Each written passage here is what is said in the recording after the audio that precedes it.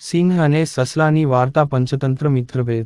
મારી ચેનલ માંગ નવા છો તો મારી ચેનલને લાઈક કરો, શેર કરો, સબસ્ક્રાઇબ કરો, ધન્યવાદ. એક જંગલમાં ભરસુક નામનો શક્તિશાળી સિંહ રહેતો હતો. તે દરરોજ શિકાર કરવા નીકળતો અને જંગલના પ્રાણીઓનો શિકાર કરીને પોતાની ભૂખ સંતોષતો. તે એક સાથે અનેક પ્રાણીઓને મારી નાખશે. આવી સ્થિતિમાં જંગલમાં પ્રાણીઓની સંખ્યા દિવસેને દિવસે ઓછી થવા લાગી. ભયભીત પ્રાણીઓએ આ સમસ્યાનો સામનો કરવા બેઠક બોલાવી હતી. ત્યાં નક્કી થયું કે શેરને મળીને આ વિષય પર ચર્ચા કરવી જોઈએ. આ માટે પ્રાણીઓની ટીમ બનાવવામાં આવી હતી. બીજા દિવસે જૂથ સિંહને મળવા પહોંચ્યું. સિંહે જ્યારે આટલા બધા પ્રાણીઓને તેની ગુફા તરફ આવતા જોયા તો તેને આશ્ચર્ય થયું. તે ગુફામાંથી બહાર આવ્યો અને ગર્જના કરી અને પ્રાણીઓના સમૂહને ત્યાં આવવાનું કારણ પૂછ્યું.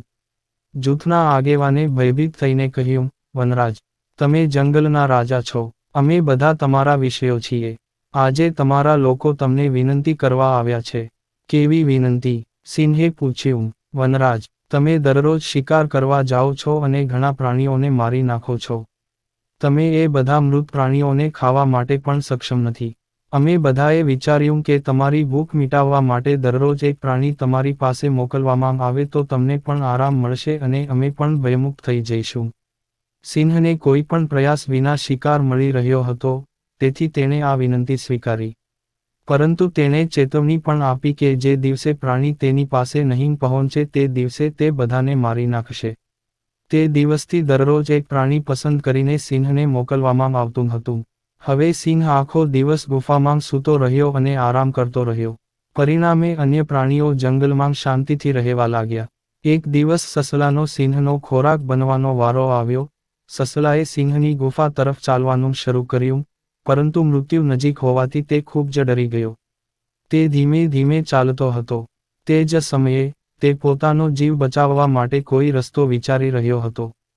ચાલતી વખતે રસ્તામાં એક કૂવો હતો. જ્યારે સસલાએ કૂવા પાસે જઈને તેમાં જોયું તો તેને પોતાનો પડછાયો દેખાયો.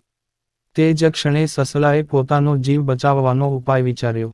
ઉકેલ વિચારતાની સાથે જ સસલામાં નવા ઉત્સાહથી ભરાઈ ગયું. તેને સિંહ પાસે જવાની કોઈ ઉતાવળ નહોતી. કૂવા પાસે થોડો સમય આરામ કર્યા બાદ તે સિંહ પાસે પહોંચી ગયો. અહીં ભૂખ્યો સિંહ તેના ખોરાકમાં મોડું થવાને કારણે ગુસ્સામાં લાલ અને પીળો થઈ રહ્યો હતો. પીફોલ પરથી સસલાને જોતાં જ તેનો ગુસ્સો વધુ વધી ગયો. તેણે ગર્જના કરી અને સસલાને કહ્યું, નાના સસલા, હું ઘણા સમયથી રાહ જોતો હતો અને હવે તું આવી ગયો છે. હવે મારી ભૂખ વધી ગઈ છે. તું એકલી હશે તો મારું શું થશે?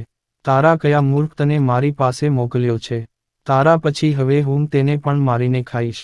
સસલું હાથ જોડીને બોલ્યો, વનરાજ, વિલંબ માટે કૃપા કરીને મને માફ કરો. મારો વિશ્વાસ કરો, એમાં ન તો મારી ભૂલ છે કે ન તો જેણે મને મોકલ્યો છે. અમે 5 સસલા તમારો ખોરાક બનવા નીકળ્યા હતા, પરંતુ રસ્તામાં બીજા સિંહે અમને રોક્યા. જ્યારે અમે તેને કહ્યું કે અમે અમારા રાજાનો ખોરાક બનવાના છીએ, ત્યારે તેણે 4 સસલાને મારીને ખાધા અને મને તમને સંદેશ આપવા મોકલ્યો કે હવેથી તે જંગલનો રાજા છે. તેણે એવું કહ્યું. સિંહે ગુસ્સામાં ગર્જના કરી, હા વનરાજ, તેણે તમને લડાઈ માટે પડકાર્યો છે.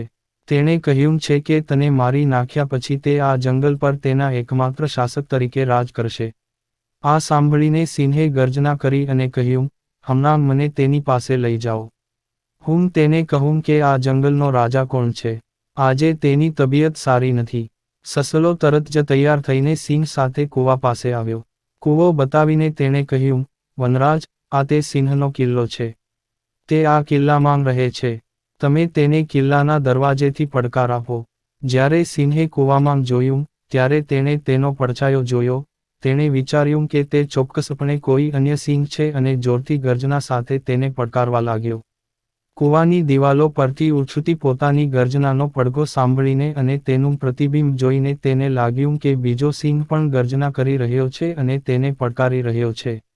એ પડકારનો જવાબ આપતાં તે કૂવામાં કૂદી પડ્યો. કૂવાની દિવાલો સાથે અથડાતા તે પાણીમાં પડી ગયો અને ડૂબી ગયો. સિંહના મૃત્યુ પછી સસલું ખુશીથી પાછો ફર્યો અને જંગલના અન્ય પ્રાણીઓને ખુશખબર સંભળાવી. આ સાંભળીને બધા ખૂબ ખુશ થયા અને બધાએ સસલાના ખૂબ વખાણ કર્યા. બુદ્ધિની શક્તિ એ સૌથી મોટી શક્તિ છે. તેથી વ્યક્તિએ હંમેશા મુશ્કેલ સમયમાં સમજદારીથી કામ કરવું જોઈએ. બુદ્ધિ વાપરીને દરેક સમસ્યાનો ઉકેલ લાવી શકાય છે. પૂરી વાર્તા સાંભળવા માટે ધન્યવાદ.